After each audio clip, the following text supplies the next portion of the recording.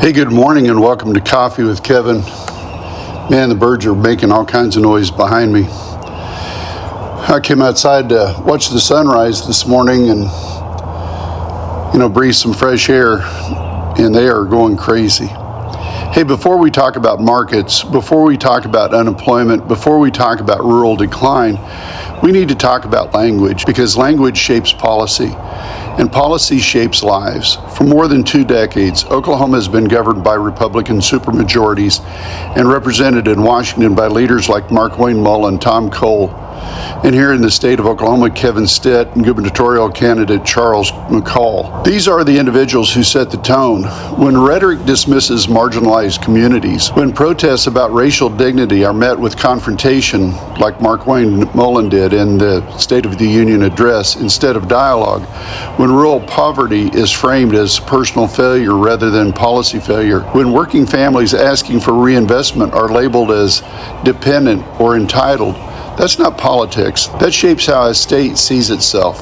Dehumanization doesn't always shout. Sometimes it whispers. Sometimes it's policy choices that quietly say, you're on your own. Sometimes it's budget priorities that signal who matters and who doesn't. And when economic policy consistently favors asset growth over wage growth, when infrastructure investment is rejected, when schools are underfunded, when healthcare expansion is resisted, the message received by struggling communities is unmistakable. You are not the priority.